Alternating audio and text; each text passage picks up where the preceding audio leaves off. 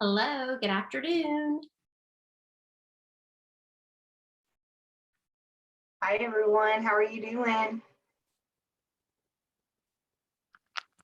Good afternoon to everyone. Good afternoon. Hi, everybody.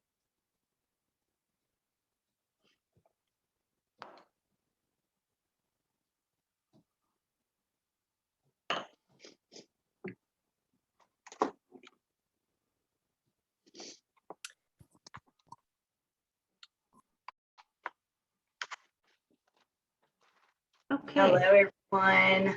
Good afternoon. We are so excited for you all to be here with us again today. hello. Is this our final session? This is our final session. Yes. Okay, Shanna, it's Janet. If I might ask you a quick question. I Yes. missed the very first session where the president of the company is supposed to be introducing himself. Yes, ma'am. That was Monday morning. And Yeah. if you are going through a cohort, when you have access to ProxView, you will be able to go in and view that recording. Perfect, perfect. Are we responsible for taking any kind of assessments after these sessions? Any of the professional development sessions that you did attend, you will have the option to have a post-assessment for in ProxView that will give you a certificate of completion, except the Nearpod, MobiMax, and USA Test Prep. That one, we actually have specific trainings for the teachers to go through, and you will get certificates once you've completed those trainings, or the NVTA session. The Okay. National Virtual Teacher Association. Yes, Okay, but please correct me if I'm wrong. We only are required to do the sessions in blue on that schedule. that's correct. Yes, ma'am. But any of them that you do, there are post assessments that you will get a certificate of completion for. Okay, and we should take that post assessment. It's required to take it. Yes, ma'am. If you want the certificate for the ones that were not required, then you would want to take that post assessment. And they're typically just 3 questions, 3 to 4 questions. Okay, great. Thank you. Yes, ma'am.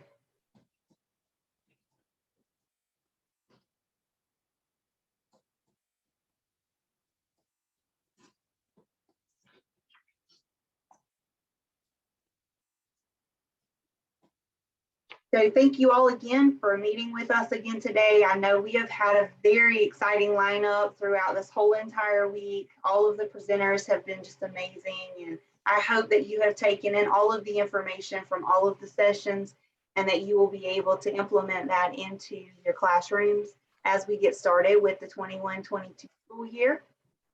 Elizabeth Jacobson and I are going to work through Canvas with you guys today. This is the learning management system that we use here at Proximity Learning.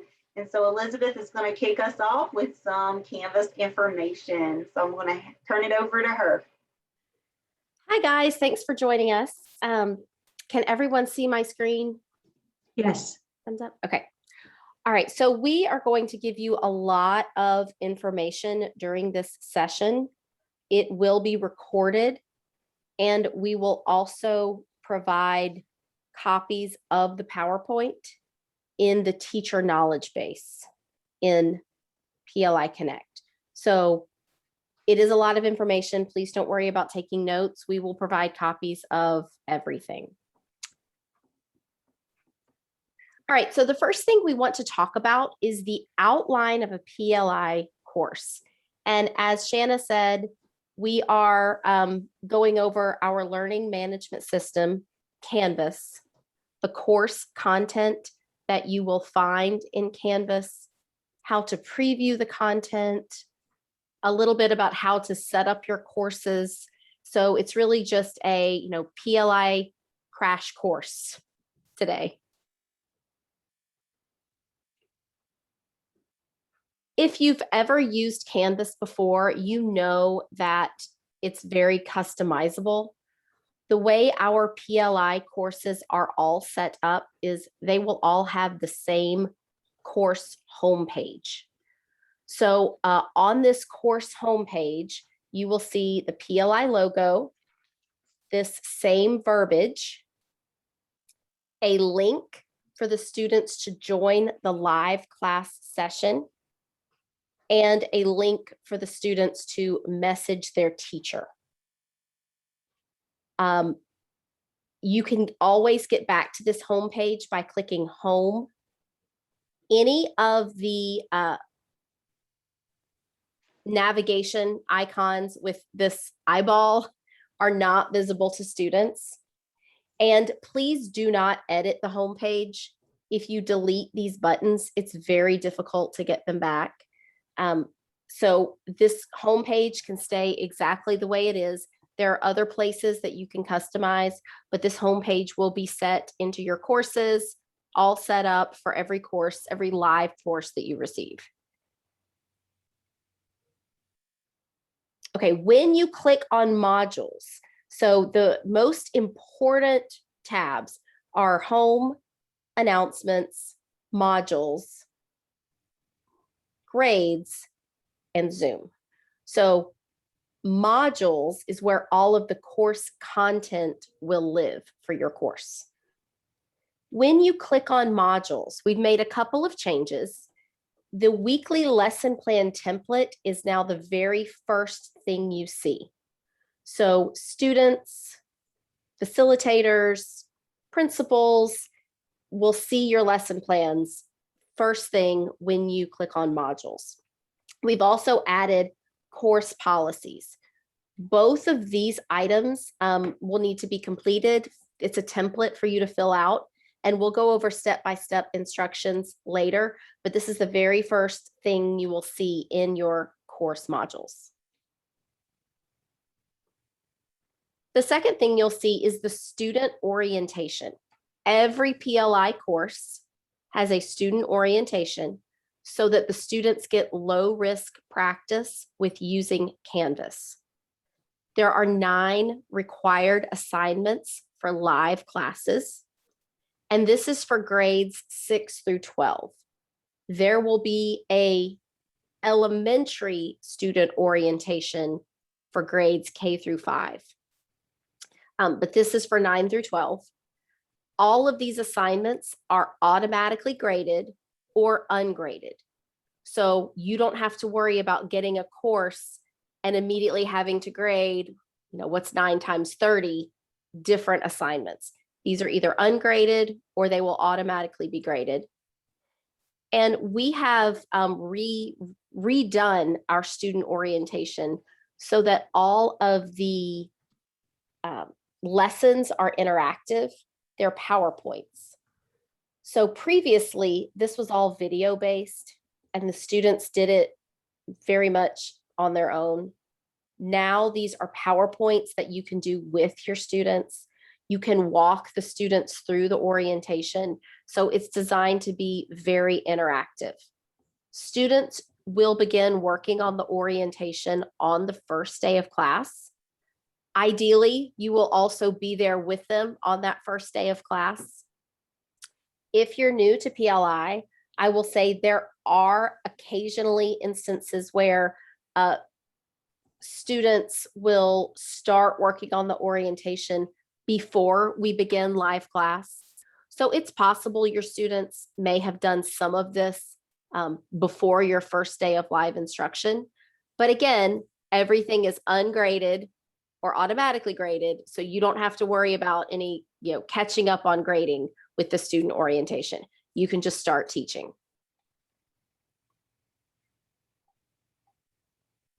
Okay, we've also added a teacher resources section. This is new for this school year. So you will see, it's unpublished, students aren't able to see it, but you will see instructions for teachers. This is the 3rd module. So if you are an AP teacher, here are some instructions for what that looks like and how to get access to AP Classroom. If you teach American Sign Language, here are some instructions for American Sign Language teachers. If you are teaching an asynchronous class, here are some instructions for asynchronous. So please leave the module and these pages unpublished. But this is where you'll find a lot of your FAQs and just reminders for your classes. We also created 3 optional assignments.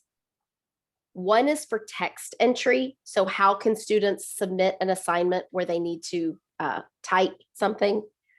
One of them is for a file upload. So sometimes students aren't able to use the webcam to record videos of themselves, or for our language classes to record themselves speaking. So they'll have to use another program to do the recording and then upload the file. So if you find that's the case, you can click and drag any of these into the student orientation. If you find that your students need some practice submitting assignments using one of these methods. But please leave this module unpublished.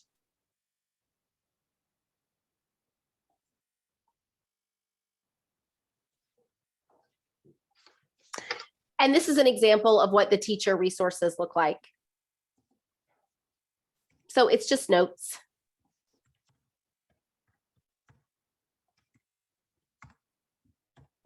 All right, and then first week materials. So we have the first week of materials preloaded into most PLI classes. Anything that's on the PLI course list will have the first week of materials loaded. So you will see there's a lesson plan. You do not need to create a lesson plan for the first week. There's a pre-assessment. And then there are 3 either review assignments or preview assignments, depending on what's most appropriate. So this is Algebra 1. So these are review lessons from Math 8, and then review assignments. The pre-assessment is required. The student orientation is required, but these are not required, the review lessons. So you may choose to do them if you want to see where the students are. You may choose to do them if it's taking a while to get all of the students logged in. There are some technical issues. But you also may have a school that is really eager to get started. They've given you a scope and sequence, and they are telling you exactly what they want you to teach when. And in that case, I wouldn't necessarily do these assignments. So it really is your choice. It's up to you based on your school and your situation. But these are available to you in most PLI courses, almost all. Okay, so what do I teach the first week? Monday is orientation day. So for the orientation, it may take more than one day. There are 9 assignments, so that's all right. But Monday is usually working on that student orientation.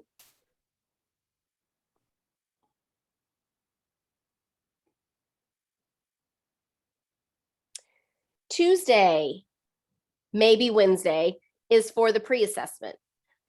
And all of these assignments, this entire module can be assigned for a live or a non-live day. So if you have a school that only meets 3 days a week, you can still follow this schedule.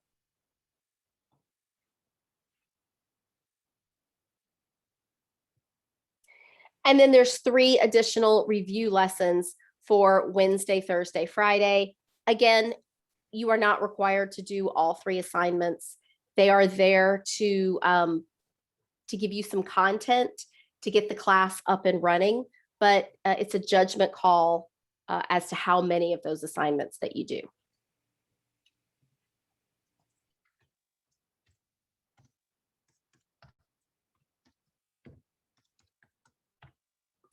All right, and then the next module you'll see is videos with closed captioning. So most PLI courses do have videos embedded in the modules, and then they also are linked in YouTube with closed captioning. Please do not delete this link. when you click on the module, there will be a link to open the YouTube playlist. Students can go to the video they'd like to watch and push the CC icon to turn on closed captioning.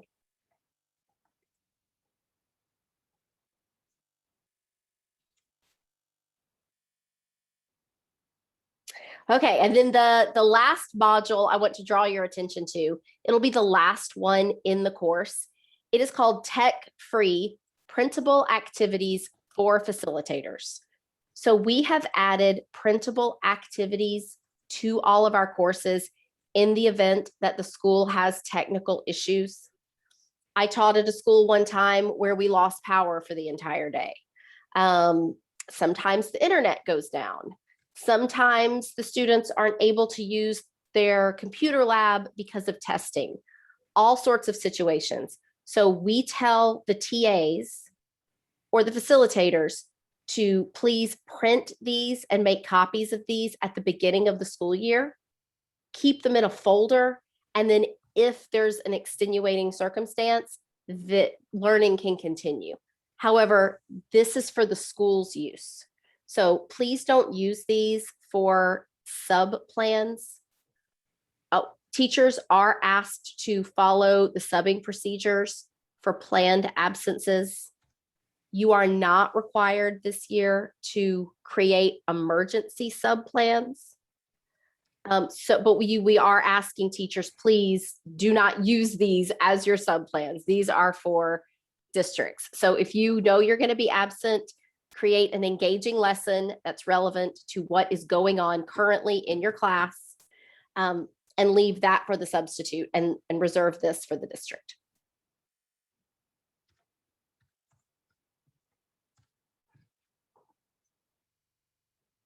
Okay, whew. I picked the first one. That was a long one, Shanna. Yes, yes, it was. All right, guys. So as Elizabeth said, we do have course policies in the very first module that you're going to see in Canvas when you go into each of your Canvas courses. This is the most important module, so please make sure that you're paying attention to this. We have to have weekly lesson plans, and these course policies are so important so that your students know what to expect in your classroom, but also the facilitators or parents or administrators, as they're coming in to see what's going on in these classes, we have to have them. So make sure that you have all of these filled out within 1 week of starting your classes. So how do you add course policies for your school? So I do want to make mention that you will have to look in PLI Connect to see if your school has uploaded a specific school policy for you to use. This is going to be their grading policy, participation policy, late policy. All of those things are very important because we want students to understand and know why their grades are what their grades are.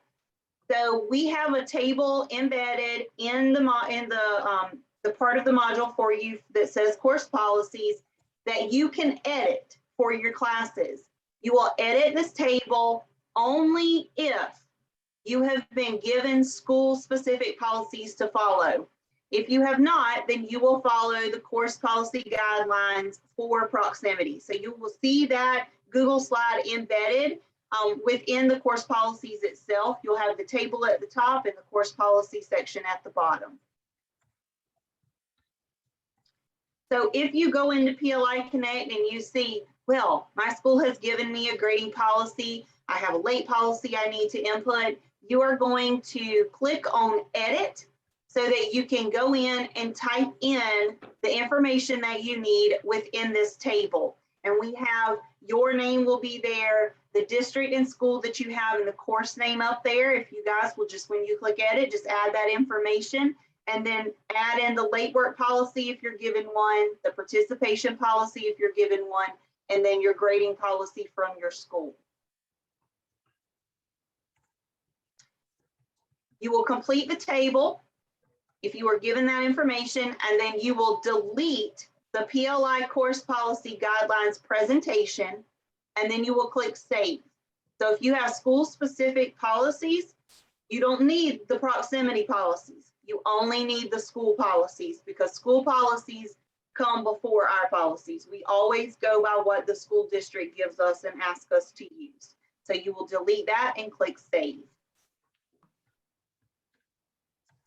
If you do not have any policies that have been uploaded from your schools, then you will just edit the table and you will type in see PLI policies below in all of the columns. We want to make sure that if anybody goes in there to look to see what your policies are, that they understand they need to scroll down and go through the Google slide presentation that is there.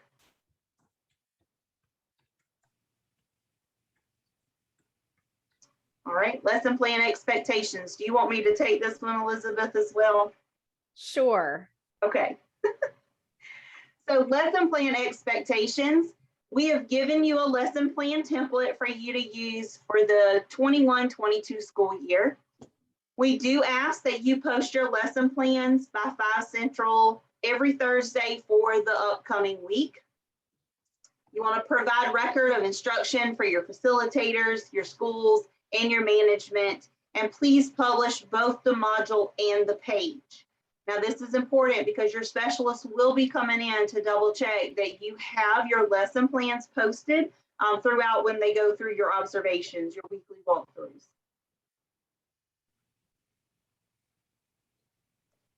So the easiest thing to do is click on those 3 little dots and click on duplicate. This will duplicate your item so that you can have an additional copy of the template to work in.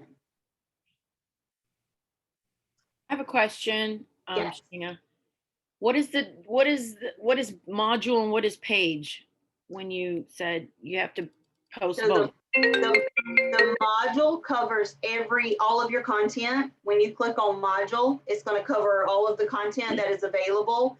Within each module, you may have a page, or you may have an assignment, or you may have a quiz, or those are all the little different pieces that can go within a module. Oh, okay. All right. Thank you. Yes, you're welcome. So once you click on duplicate, you will see that it says weekly lesson plan template copy. This will be the easiest way for you to have one blank template and then continue to make those copies for each additional week of lesson plans needed.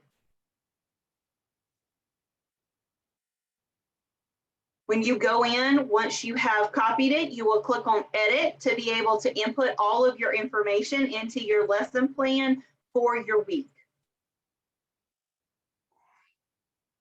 Go ahead and change the name. So I would probably change the name to whatever week it was. I know when I was teaching, I would have week of August 2nd, week of August 9th, week of whatever the week was, that Monday that started, that would be the week, so that my students or the observers that were coming in knew exactly which lesson plan to go and grab. But you can name it anything that you want to, just be specific enough so that we know which one is for the week that we are coming in for those observations. Then you want to put your name and any notes that you want to leave in there for your students to know what you're doing, or for us to know if there's any special projects or something going on in your classes. So these are the required lesson plan components. You need an objective. You need your essential questions. You need your agenda, practice with due dates, and then resource links and other notes. So for your essential question, this was one question that came up last year. Your essential question for whatever topic you are teaching might be the same essential question for every day that week. The essential question might be the same question for the whole entire unit that you're working on. That is fine. It can be the same essential question every day, okay? Within that, you would have your guided questions, your lead questions, your hook questions, all of those, different types of questions that would change pertaining to whatever lesson it is that you're teaching, but your essential question may just stay the same.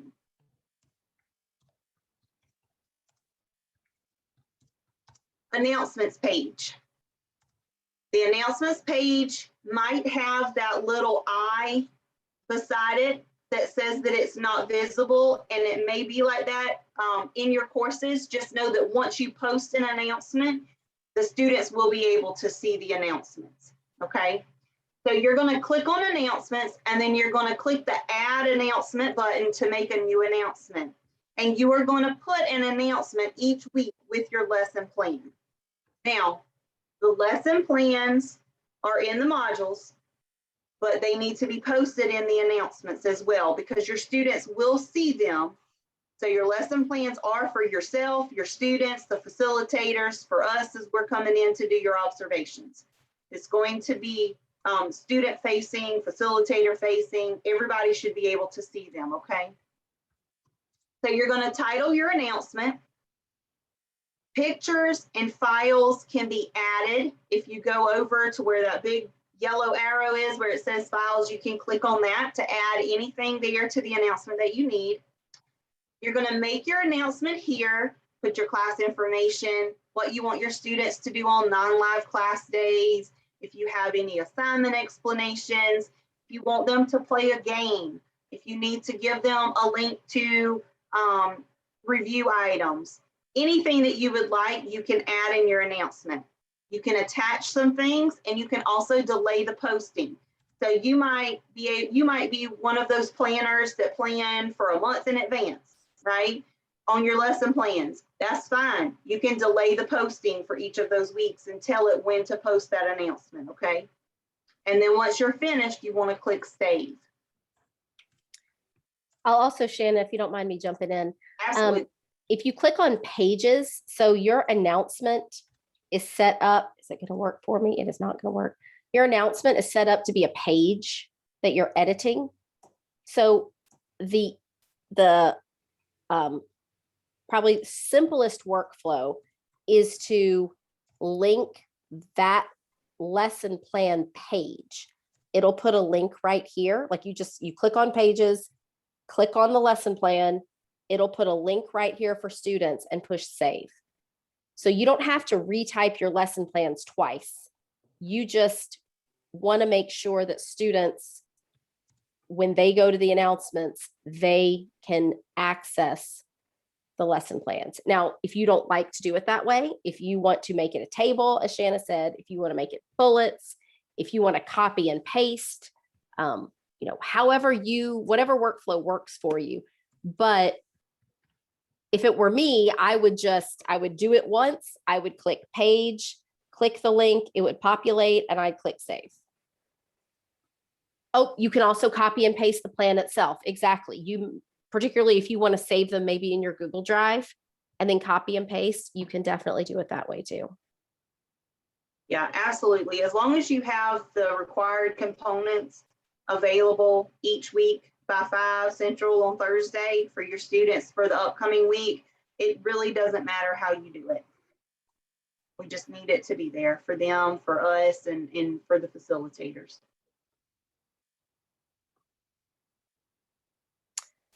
Okay, assignments and categories. So these are the updated assignments and categories for this school year. All of the core world language and American Sign Language courses are broken up into 50% summative, 40% formative, 10% participation.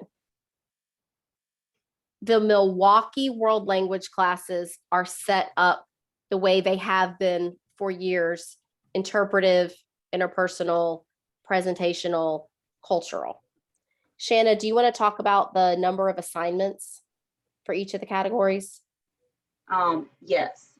So this year we did something a little bit differently as far as the categories go, and we want to make sure that you have at least 2 formative graded assignments per week. We want to make sure that there are enough assignments in there for the students because they are weighted, pretty heavily. We don't want one quiz given that's going to be in a formative for that one quiz to be graded 40%. Okay, so you need to have at least 2 formative graded assignments per week and 1 participation grade per week, and then 2 summative assignments per grading period. Okay, so what that might look like is you would have, if you were in a 6-week grading period, for example, you would have one summative assignment every 3 weeks. Okay, so, but you don't want more than 4 graded assignments per week. So if you give them 2 formative grading assignments per week, that's great. If you want to do 3, that's great, but no more than 4 formative assignments per week for your students, 1 participation, and then 2 summative per grading period. And all of that is listed in our grading policy. So if you need that, you know, just chat me and let me know. Yeah, and your formative are your, I'm just looking at the chat. Your formative are things like classwork, bell ringers, exit tickets, discussions, and summatives is unit tests, semester exams, projects, portfolios. It doesn't just have to be classwork and tests. Right, absolutely. And if you have any additional questions, you know, about that, you can always reach out to your specialist. Once you have classes and are assigned one, you can jump in their office hours if you have any questions about that. Okay, so our pre-assessments are set as graded surveys. That means students will automatically receive credit once the pre-assessment has been completed. So in the grade book, it is going to show as 100% once it's completed. However, you may want to go in and see which questions they got right and which questions they got wrong. So to do that, you are going to review the survey statistics. So you'll click on the pre-assessment. And in the top right, you will click survey statistics. This will not show until at least one student has completed it. So if no students have completed the survey, you won't see that as an option. But once the students take it, you'll click on survey statistics.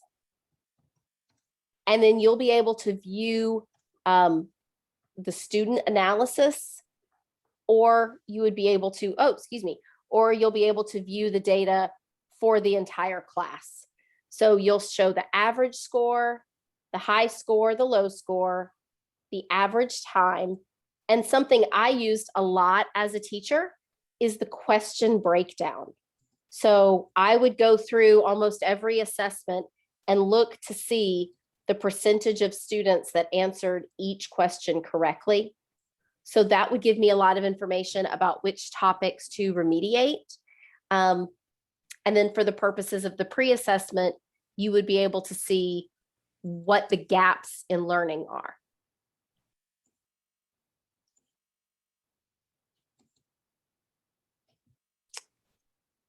So adding participation, I was looking at the chat, a couple of teachers were saying that some of their schools asked for no participation grades. So again, the school's grading policy may change the categories and weights that are in your courses, depending upon what the school has asked for. So if they have asked for no participation grades, then we would not give participation grades, because school grading policy will be first. And I will make sure that you guys have ours, but please make sure that you check when you are assigned to classes, that you check those notes in PLI Connect to see if your school has a grading policy there with specific categories, weights, for you to work with your specialist if you need to get those changed in your class. It's really not hard to change those category names and the weights that are there. Any of us can help you with that, okay? So how do you add participation? We do have them, participation grades already loaded into your Canvas courses. They are there, they're just unpublished. They are there for you to just enter the grades. You can edit it to change it for the specific week if you want to, but they are there in Canvas already for you. So you will click on assignments. That's one of the tabs that you will see when you go into your Canvas course as the teacher. You'll click on assignments and then you will choose the participation category. You will see that there are weeks already there for you. You can click on edit, and then you can change the title of the assignment participation week of, so that you know which week you are giving them that grade for. And the reason for that is because we might not start with a school on their week 1. We might start with a school on their week 3. So it's easier if you name it the week of, just like you would your lesson plan, so that you know exactly which week that participation grade is being given for. You're going to add a due date. Please make sure that whatever you do assign the students, that you give them a due date so that it is calculated within the grade book. The due date should be the Friday of that week. So for example, if we were given a participation grade for this week, we would have our participation week of July 26th with a due date of July 30th, because that is what Friday's date is. Then you're going to save it and publish it. So you want to make sure that you add the participation grades. Grades can be entered manually by clicking on grades and typing grades into the relevant column, or you can find the set default grades feature in Canvas, which allows you to set 1 grade for the entire class. So you may have 30 students, all 30 of them have been actively participating, and you want to give all of them a 10 or 100 for that week, however you're doing your participation points. You can set it where everybody gets a 10 or everybody gets 100, so that you don't have to type in 30 different grades for your students.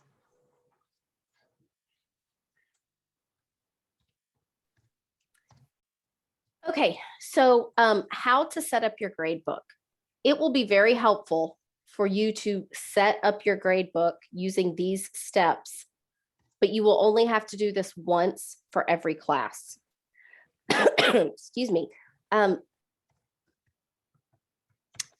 grade book can look very overwhelming when you first get it, because all of the unpublished assignments are going to show. The final grade also defaults to the end of each row.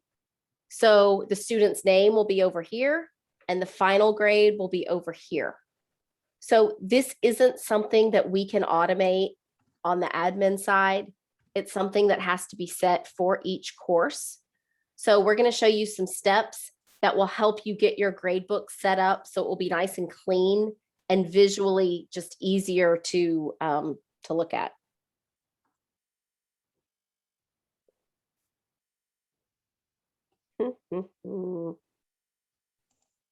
It's freezing on me. Oh, there we go. See, look, it just. Okay, so these are the steps, and we'll go through each of these steps, but you want to hide the unpublished assignments from your grade book. That's the first thing you want to do. You also want to view the notes column. There's a notes column for each student, and that can be really helpful. It's information only the teacher sees, but it's a place for you to add notes just to keep everything straight in your grade book.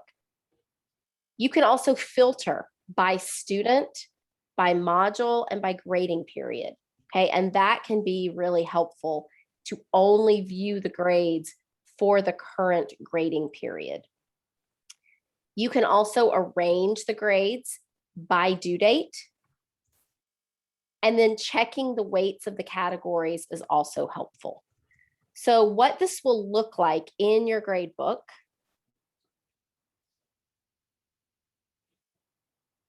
I'm going to need my PowerPoint to get it together. There we go. What this looks like in your grade book is you are going to first click on the grades tab, click on view, and you're going to remove the check from unpublished assignments and add a check to the notes column. So that alone is really going to clean up the grade book. I mean, it goes from being hundreds of assignments down to just being a few manageable assignments. So no check on unpublished, check notes. Then you're going to click on view again. And I recommend just checking grading periods. Okay, I think we have edited this in other places.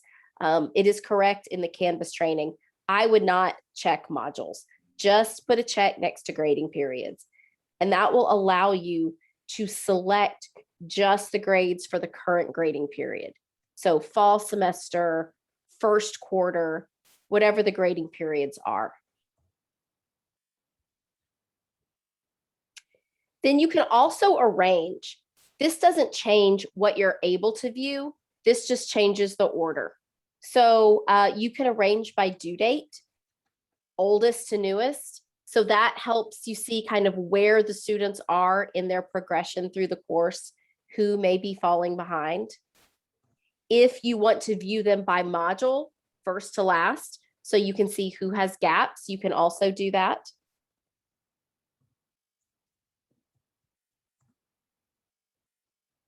And then you also, as just a double check the weights. The weights will show at the end of the grade book. There's a category in Canvas that is called imported assignments. You never want to have anything in imported assignments. So if you share content with another teacher, if you copy content from another course, it will land in this imported assignments category.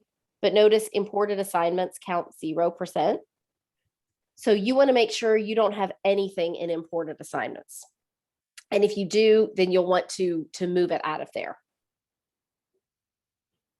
So you only have to do this once for your grade book. But I think if you take the time to do this, it is really going to make it much more user-friendly, both for you and the students. So using Canvas with your students, of course, that's going to be the learning management system that you are using with them on a daily basis. So there is a really cool feature in Canvas where you can share your screen and actually click on student view so that you can share with the students what they are actually seeing, the way that they're seeing it. So you'll find the little eyeglasses. It might just be the little eyeglasses, or it may be an eyeglasses and beside it says student view. Just make sure that you're looking for that so that you can share your screen with them to show them exactly what they're going to be seeing. It'll bring up the home page. It will only show what is visible to them as far as like home, modules, grades, and Zoom over there on the side. If you have assigned them some assignments to do, you may see some things in the to-do column as well, but this will give them an idea of how to navigate through in their view and not yours. So grades in student view, students can click on each assignment for details. The status column will indicate if an assignment is late or if it's missing. If it has a dash, then it indicates that there's no grade for an assignment. And then if you see the little rocket ship, or it may be also looks like a little paper submission, those are going to be little symbols that tell you that it needs to be graded or grading is in progress. And scores will be in points, not percentages.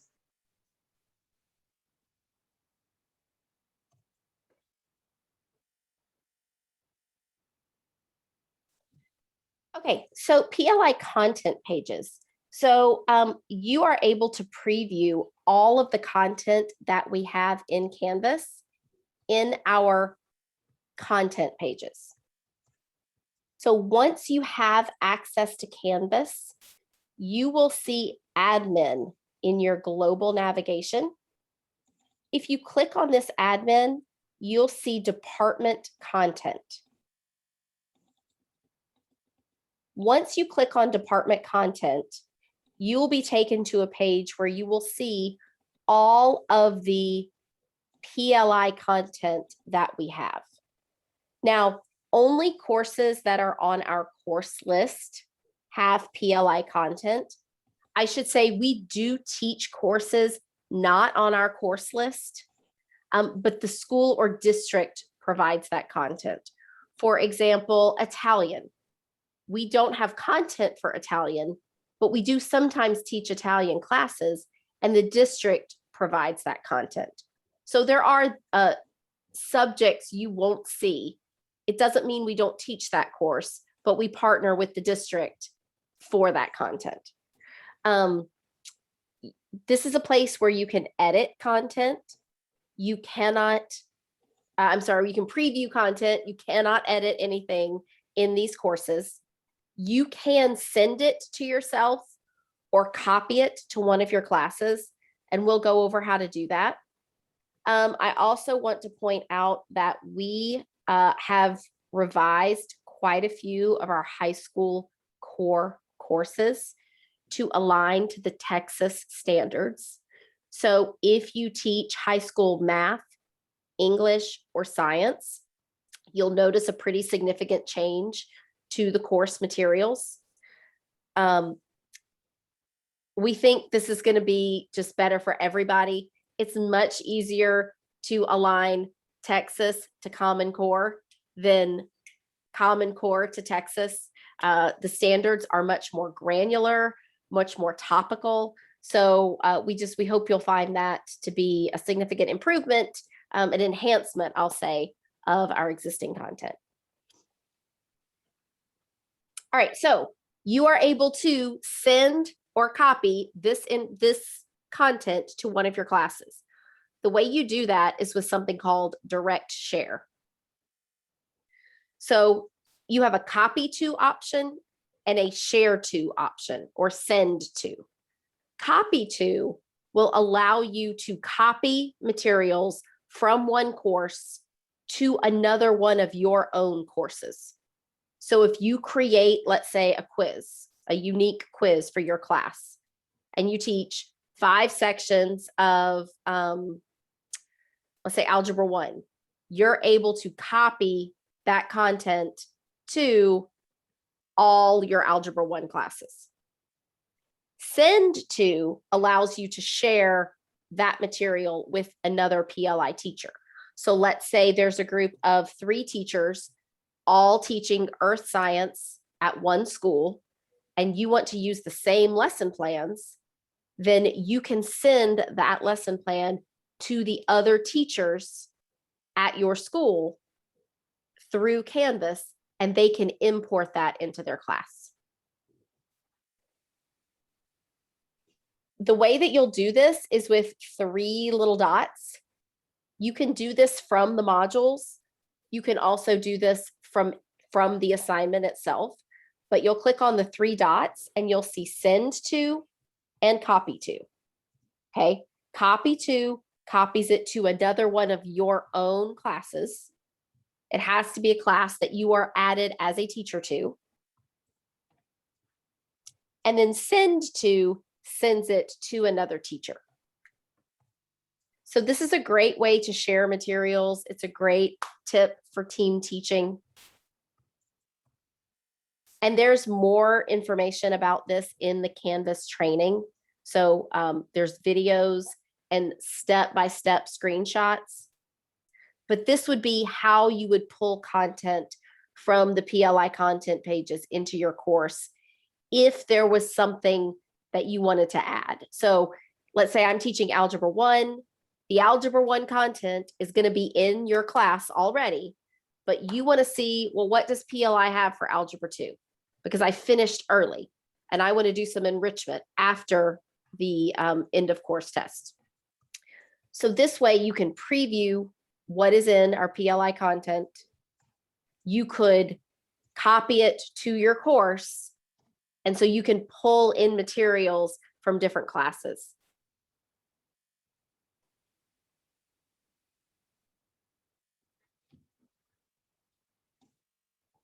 Okay, the PLI course library.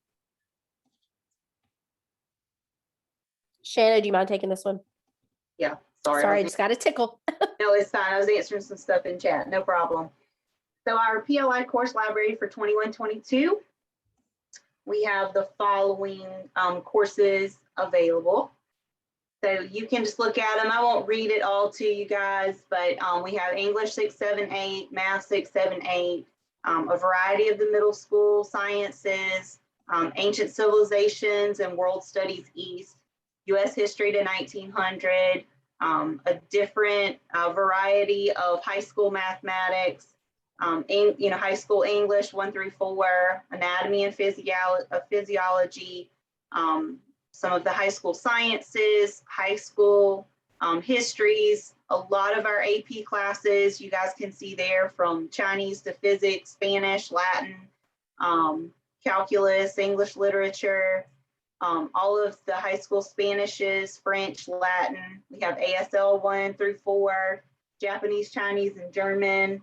We have some computer science and economics, health, PE, speech, and psychology. Sorry, I totally read that wrong. So elementary courses, there's a much higher demand for elementary courses than ever before. So they will operate a little differently than our other PLI courses. PLI will have an icon-based homepage that is more kid-friendly, and you may have heard about this a little bit yesterday when we were doing Meet the Teams. The student orientation will have a video tutorial to help with the PowerPoint. So we want to make sure that all of our elementary courses are elementary school aged friendly. The district will give us a course description as well as a scope and sequence for each of the classes that we have for them. If applicable, they will provide a curriculum for us. They will not be a blueprint for these courses. And then we will provide the 3 resources that, if you attended earlier this week, Nearpod, USA Test Prep, and MobyMax, to help you enhance your curriculum for the elementary courses that we have.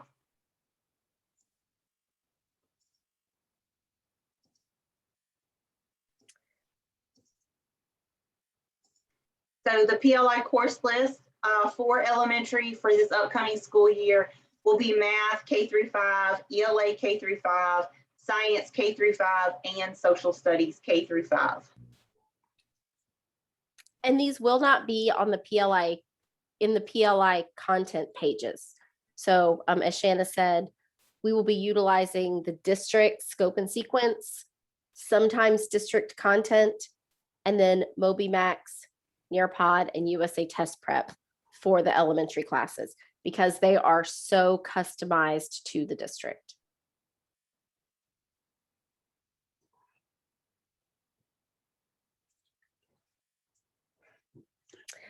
Okay, there was a question in the chat earlier. Is it only completed courses that are available in the content pages?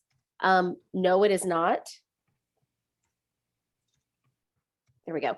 We have courses that are in development for 21-22. And as they are updated, you will be able to access these materials in the PLI content pages as well. So we are redoing French 1, 2, and 3, significant revisions on those 3 courses. Middle school science, those are getting significant revisions.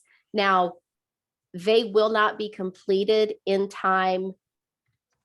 They may or may not be completed in time for you to use this year. A lot of middle school science is integrated. So you will still have access to the existing middle school science courses. They have been cleaned up significantly. We spent a lot of time this summer fixing all of the broken links, embedding all of the resources. So there will not be any access issues, but we are also enhancing those courses. So as the new courses are created, you will have access to both that you can use. We've done some middle school math revisions. There were honestly quite a few bugs in those courses, some formatting issues. So those have been cleaned up. And then we are writing Texas studies, West Virginia studies, and Georgia studies. We found that almost every state in middle school does a, whatever their state is, studies class. So we've already built Louisiana, and there's a high demand in these other states for a state-specific history class. So these 3 are being built this year as well, and you'll have access to those.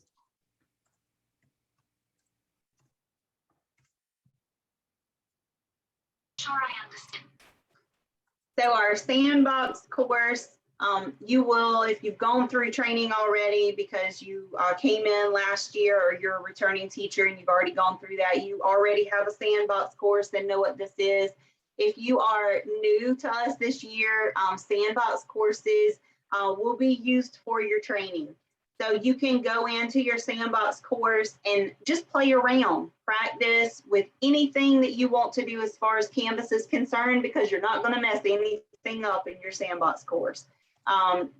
Throughout the school year, you can create assignments, you can create worksheets, sub-assignments, and move them to the courses that you have, or share them with any of your colleagues that you want. But it's a place where you can build content, hold, any of the work that you want to use in your courses throughout the year. And these are not archived. I'll share that courses from year to year are archived, but sandbox courses are not. So anything you put in your sandbox course will be available from year to year. So you will notice that once you have your sandbox course, that it will be preloaded with a homepage, a student orientation, your course resources, and your teacher resources. So you can go in there and look at your weekly lesson plan template. You can play around with copying it and duplicating it so that you can see how that works. You can go in the announcements and practice linking stuff to any of the assignments that are here, so that you can practice those different skills that you may need to use in your regular courses, so that you know that you're not going to mess anything up, so you don't have anything to worry about.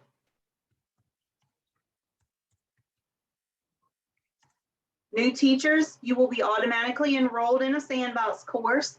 It will appear on your dashboard when you log into Canvas. So just be looking for that when you get your Canvas logins for training. You will notice that you have a sandbox course there. All right, so that concludes all the information that we were going to share with you. For additional Canvas support, there are trainings available in ProxU. You can always go back and refer to these trainings, Canvas 1.0 and Canvas 2.0. You can also click on tech support in the global navigation. Okay, we have a new solutions team. So you may live chat, email, or call the phone number to get support from PLI teachers about any questions that are Canvas related. And then you can also click on this link. Canvas has phenomenal online resources, instructor guides, articles, videos. Honestly, when I get a question I don't know the answer to, this is where I go. This is where I get all of my research. So if you are curious about what else Canvas can do, this would be a great resource for you. So we are going to take a 15-minute break. We will come back at the end of 15 minutes. I know there have been a lot of questions in the chat. So we're going to cut our cameras, cut our mics for the next 15 minutes. And at, let me see, I'm Eastern time. That would be 2:15. At 2:15 Central time, we will come back. We'll go over any parts of the presentation that maybe were unclear and answer any questions.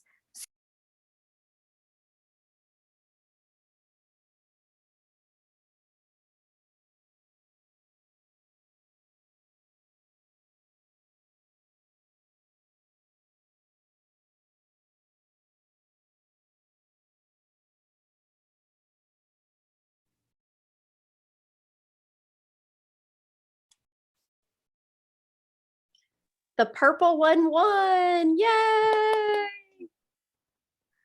Yay. Get me scrolling on the screen.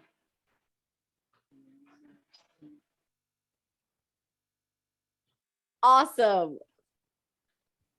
I've used this in my classroom and the kids absolutely love it.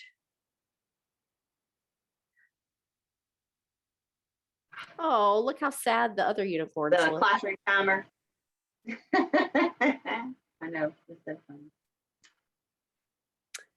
I had to use the unicorn timer because, you know, my daughter loves unicorns. And so she was sitting in here with me earlier and we were playing around with the different timers and we had to keep racing the unicorns until the pink one won.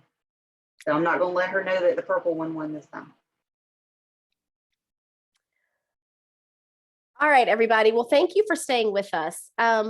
We want to give about 30 minutes for questions. So I will say, if you are a returning teacher and you feel confident, feel free to stay, but our feelings will not be hurt if you want to log out. If you have a question, please put it in the chat. It may be that several people have the same question. So if you have a question, please go ahead and type it in the chat.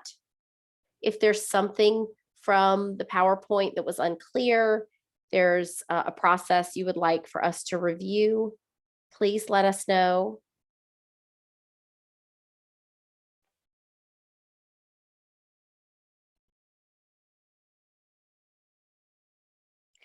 Okay, good question about the sandbox. If you are an existing teacher, your sandbox did not change from last year. So you will not have the new student orientation, but you are able to preview those in the department content pages. You can also share that information to your sandbox course.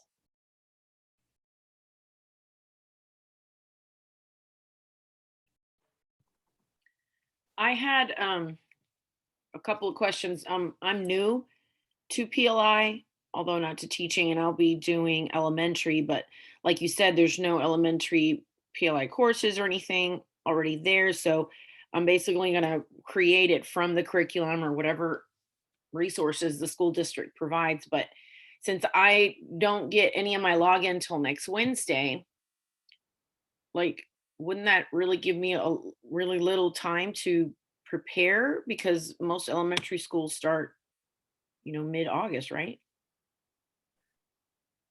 Do you already have classes assigned? No. Okay, so when the programs team met to introduce themselves and to really talk about the classes and stuff, they talked about the rolling start dates. Mm-hmm. So we will make sure that you have ample time to prepare before you, are placed into classes. We want to make sure that you're comfortable. Okay. Thank you. Mary Carmen, I want to answer your question. Can everyone see my screen? Yes. Okay. So if you go into any of the content pages, you can share an entire module or copy an entire module to your sandbox.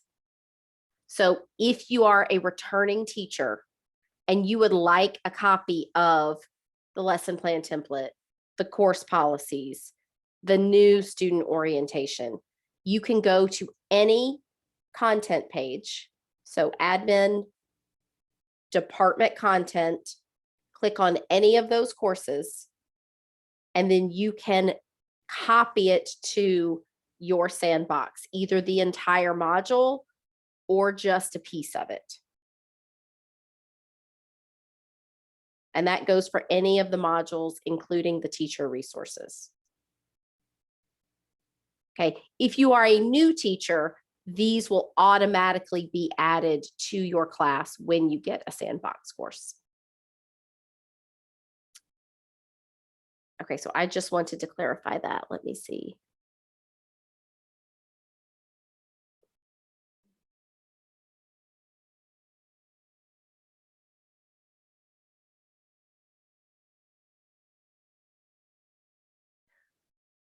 Okay, let me see. So, I'm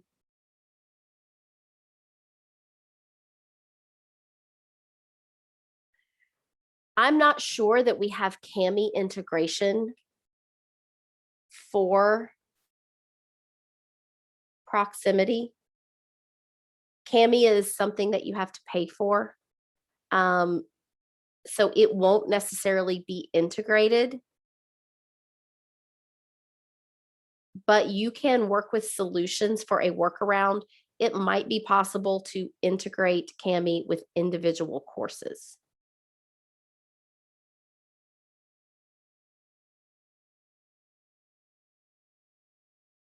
Okay, curriculum bugs. We do have a curriculum bug form. We spent a lot of time over the summer fixing any curriculum bugs that had been reported. But if you find errors, please fill out the curriculum bugs form. It will be in the knowledge base in PLI Connect. And our team will work to get those fixed.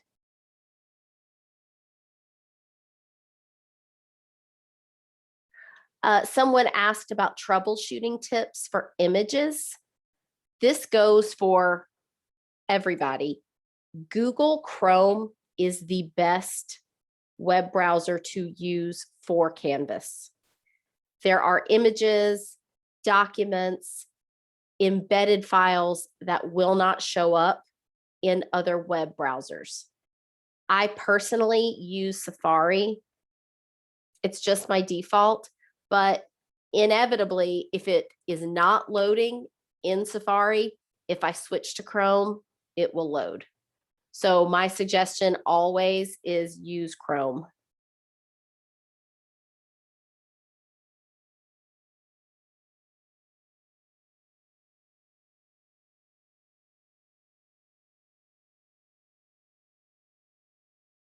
Yep, Molina, no more importing and exporting. Just use Copy2. Importing and exporting can get messy. So Copy2 is really the best thing. Anna, sub-plans are supposed to this year, I believe when a teacher requests for a sub and PLI Connect, lesson plans are going to be required to be uploaded at that time. So they would be there for the teacher, whoever picks up or signs up for the classes, they would have access at that time to those plans. You are not required to use your sandbox. It is just available if you want to play around with Canvas features, if you want to practice sharing content. But everyone gets a sandbox. You are not required to use it. It is not connected to any courses, students, schools, or subjects. So it is literally a blank course for you to play in.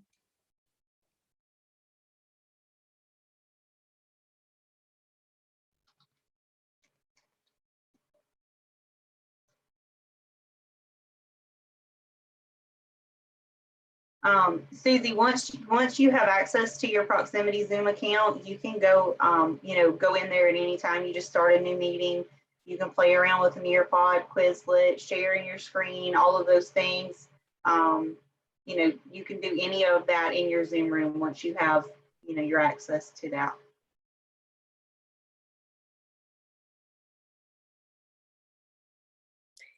So you can add a Bitmoji classroom. Shanna, what would be the best place?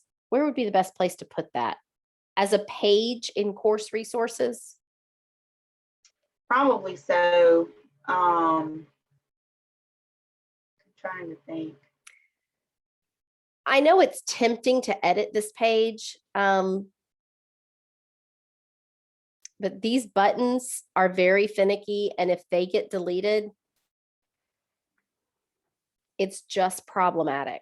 So I would think the best place to add that would be to embed it as a page here.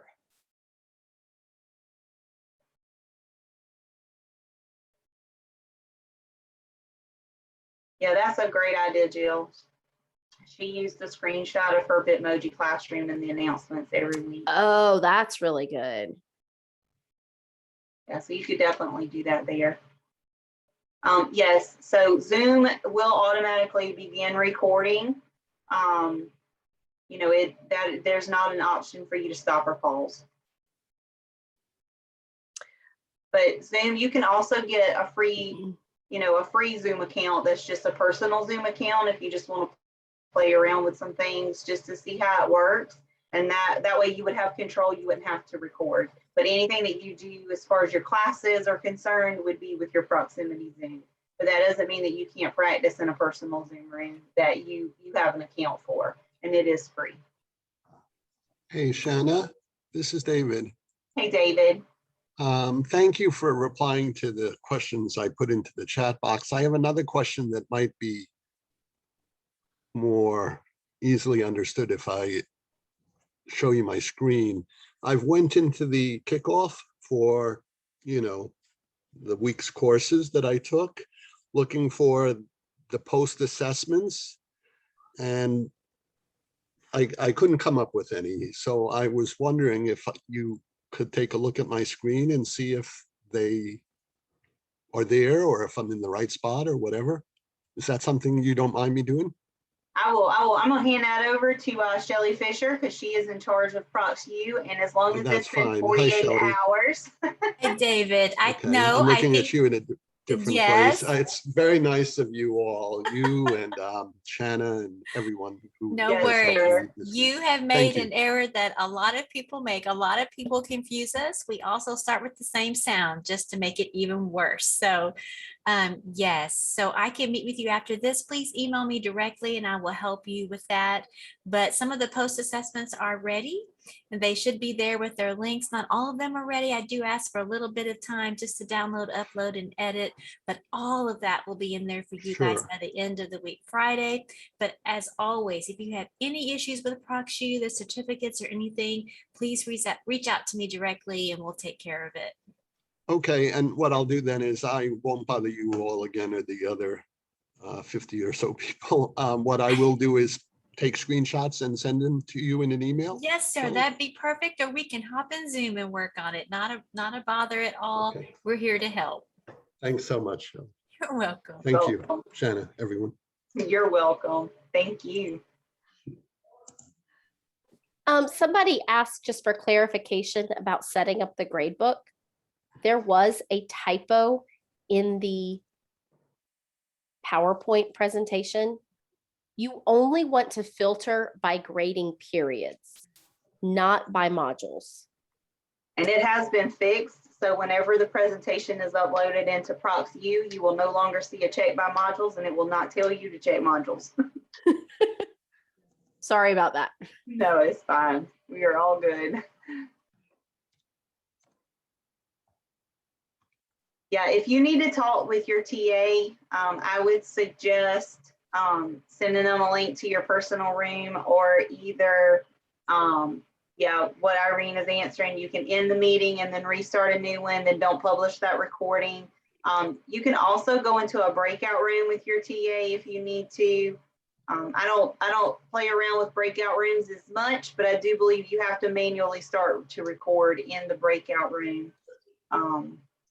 Shelly would be able to, she's the breakout room guru, so she can definitely tell you for sure if that is the case. But yeah, she said that's correct. So you can take your TA into a breakout room to have a chat with them. Just make sure you're not in the main session. Shanna, about that, if one of the students decide to say something about their grades or something before the class starts or before anybody gets in, and we know that they're automatically recorded, how do we go about cutting it? Last year, we would contact the VPs. Do we do this the same year, the same thing? You would reach out to Solutions. Last year, the tech support could edit it for you. Solutions will be able to do that. Okay, thank you. You're welcome.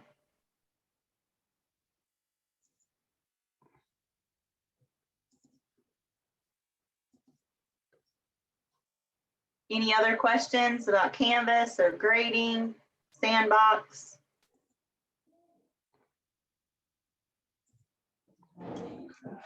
You said something about recording in the lesson plans. Is that all lesson plans have to be there? I'm not sure about exactly what you mean with the lesson plans. When you were showing the PowerPoint, it said something about recording in the lesson plans. I don't remember what it was. Let me look back real quick.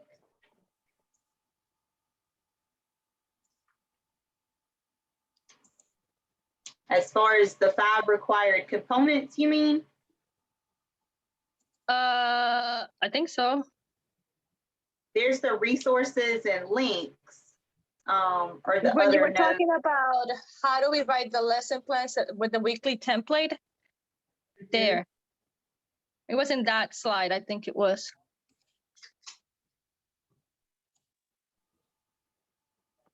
Oh, provide a record of instruction. So your lesson plan is your record of instruction for your facilitators, schools, and the management.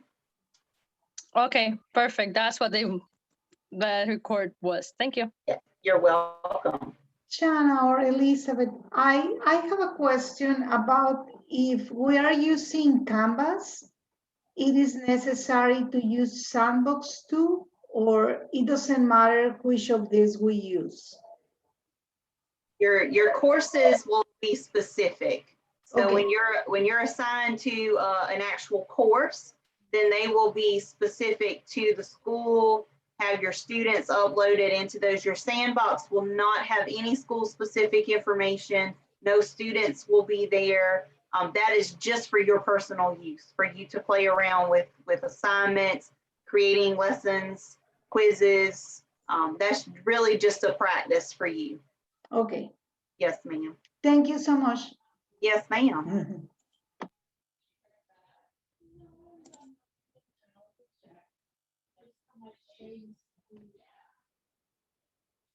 So I know Evan kind of touched on this.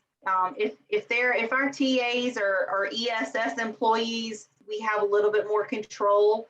If the TAs or the facilitators are on the district and they are district employees that we're working with, you know, that is, it just depends on what they're asking them to do. If they ask them to show up for the classes, if they don't ask them, if they don't require that of them, you know, hopefully this year, most of the students will be back in school, so they would have an in-class facilitator, but that doesn't mean that the facilitator is going to necessarily log into the live class. They would just be in the classroom facilitating. So you may not necessarily see them on Zoom with the students.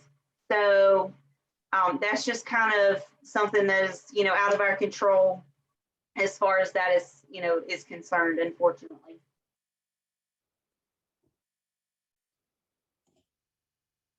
So when you record your classes, you will go back into Canvas and click on the Zoom tab, and you will see something that says cloud recordings, and you have to toggle the switch that says publish. And once that toggle switch is green, then that means the students will be able to see those recordings.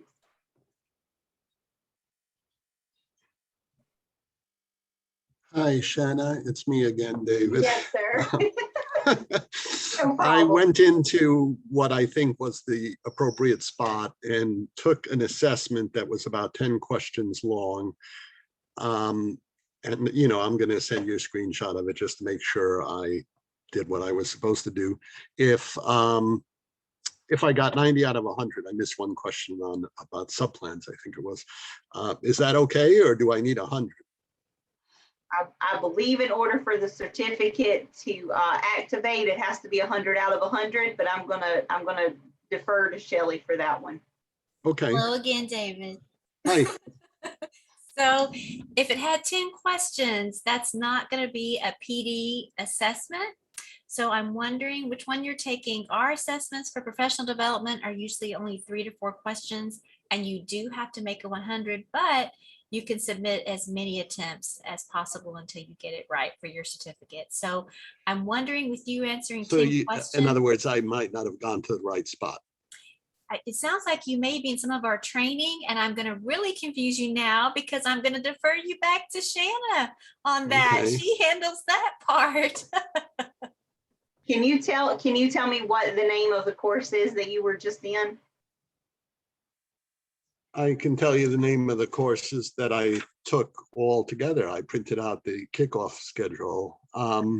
This one was Canvas, part 1 and part 2, which was for the last couple hours. But the thing that I connected with is, I'm minimizing my screen. It's called July Kickoff 2020-2021 Post Assessment.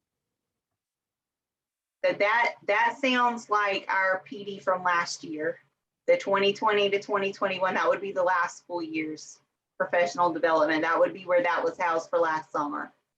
Okay, so I was in the wrong spot, but You need to, Yeah. yes, sir. You need to look for anything that has 21 to 22. Those are going to be the new courses for this year. For the new- okay, but I don't see them, so that means they aren't posted yet, I guess. They should be there on your dashboard somewhere. You may have to scroll down or maybe log back out and log back in, refresh.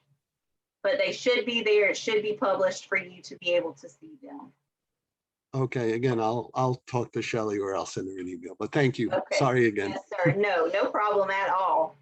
Okay, And that's not a bad thing that you went into last year's. A lot of people do go into our previous year's kickoffs and previous professional developments because that's all good content and material. So that's not a bad thing at all that you went in there and took those assessments, David. No worries. Okay. And yes, let's talk directly and I can help Sure. you get you exactly where you need to be after the session. thank you.